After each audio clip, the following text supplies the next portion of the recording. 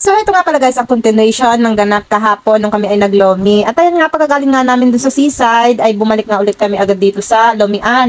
At talagang napakainit na ng araw nun guys, hindi na siya healthy. So, masakit pa siya sa balat. At pagdating nga namin dito, ay upo nga lang kami. Tapos ayan, for the wait nga muna ang mga person. So habang nagantay nga kami dyan, ay nagpipirat na nga kami ng aming kalamansi at naglagay na ng toyo na aming sausawan. So maya-maya lang din nga, ay dumating na nga rin ang orders. Ayan kanilang lomi guys. So gutom na nga rin kami ng mga oras na yan guys, lalong-lalo na yung dalawa. At gutom na nga daw sila. At ayan, hati nga sila dyan sa isang lomi guys, pero hindi pa rin nila naubos yan. So ayan, sa mga oras nga na yan, for the lamon na nga ang mga person. Ayan, kahit mainit, sige, subo, diba? Halata bang gutom? So, ang toppings nga ng kanilang lomi dito guys ay chicharon, tapos kikiam, fishball, tsaka kaunting gililing, tapos merong pino na repolyo. So, hindi ko sure guys kung ito talaga yung dating nasa dulo kasi masarap yung lomi andun eh.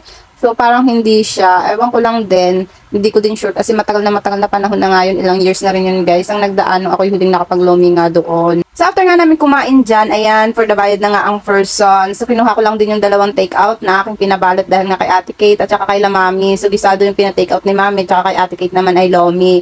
So, ayan na nga, naganda na nga kami at kami pauwi na ng mga oras na yan. So, sobrang init na yan guys dahil mga ano na yata yan, 8:30 na yata yan ng umaga o alas 9 na. So, sabi ko nga kay Amara ay dito na nga siya sa harap ng westo para nga ma-video ng maayos yung aming dadaanan. So, dahil nga masunurin yan sa akin guys, susunod yan. So, dun nga siya pumesto at ayan, nakikita nyo yung aming mga daanan, paahon, palusong. So, ganyan nga yung daanan dito guys, papunta sa Bulacan. At ayan, mga oras na yan, malapit na nga rin kami sa bayan. So, ayan, nandiyan na nga kami sa may munisipyo ng mga oras na yan. Palusong na kami yan guys. At dadaanan na naman natin ang Mabini Plaza. So, guys, ang laki ng pababago ng Mabini Plaza ngayon. Dati, ano yan, hindi yan ganyan ang itsura. So, ngayon nga, maganda-ganda na yan kahit papano. So, pwede na nga siyang maging spot kapag nandito kayo sa Mabini. Lalo na sa gabi guys, maganda dyan mag-picture-picture dahil may mga pailaw. So, parang taal nga din siya guys. Maraming ilaw-ilaw tuwing gabi. At ayun nga, pagkalabas nga namin ng plaza, ilang sandali lang nga, ay nandito na nga kami sa tindahan. So, ayan, tao pa nga ako dyan guys. Dahil lahat ng anggulo talagang kinukuhanan ni Amara, pati yung pagbaba namin sa motor. At talaga namang napakamasunurin. Kapag sinabi kong mag-video ka, mag-video yan. At ayan na nga, umuwi na rin nga kami agad. Si dahil lang yung kasama ko pa uwi at naiwan nga si Amara doon sa tindahan.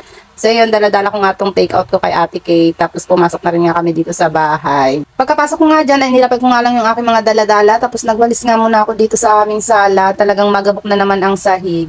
At ayan, pagkatapos ko nga magwalis dyan, nagmuni-muni nga muna ako dyan saglit guys, bago ko nga inasikaso itong aking mga pinamiling gulay. Ay, hindi ko pala siya binili guys, galing pala yan sa tindahan. At habang nagagayat nga ako dyan ng mga gulay guys, at nag-aasikaso, ayan naman sa Ate Kate, kakain na daw siya ng lomi, so gumawa nga siya ng kanyang sausawan na toyo at sibuyas. Pagkatapos ko nga maghimay, ayan, ginayat-gayat ko na nga itong baboy. So, hinati ko lang siya guys. Yung kalahati, piprituhin ko. Yung kalahati, aking sisigangin. Kasi siguradong hindi na naman kakain ng mga bata kapag sinigang. So, sabaw lang ang kanilang kinukuha dun guys. Kaya pinag-separate ko sila ng piprituhin dahil siguradong kakainin nila yon. At ayun nga, nung ma-prepare ko na nga lahat ng aking mga lulutuin, ay numpisahan ko na. So, inuna ko nga munang lutuin itong sinigang dahil magpapalambot pa nga ako niyang baboy. At ayan, naglagay na nga din ako ng rekado para nga mapalambot na siya. Pagkatapos ko nga maisa lang yung aking pang sinigang dyan, ay nagsaing nga muna ako ng kanin. So, sakto lang yan maluluto na yan, kakain na din kami pagkatapos. Sinuna ko ang niluto dyan yung sinigang dahil nga matagal ngang lutuin. So, ganyan nga ako magsaing ng kanin guys. Naglalagay nga ako ng kaunting suka, pampalambot sa kanin, tapos pang-iwas din sa panis agad. Pagkatapos ko nga maluto dyan yung sinigang, ay isinunod ko na nga rin iprito itong baboy na aking minarinate. Tapos, ayan, prinito ko na nga rin siya. Maya-maya nga lang ay luto na din. So, napakasarap guys ng pagkakatimpla ko niyang marinated pork na yan.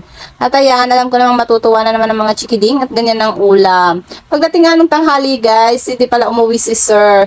So, kaya kami lang ni Ate Kate ang kumain. At si Dayan naman dyan ay kumain na ng mga oras na yan. Kaya kami lang ni Ate Kate ang kumain. So, yun lamang guys for today's video. Thanks for watching!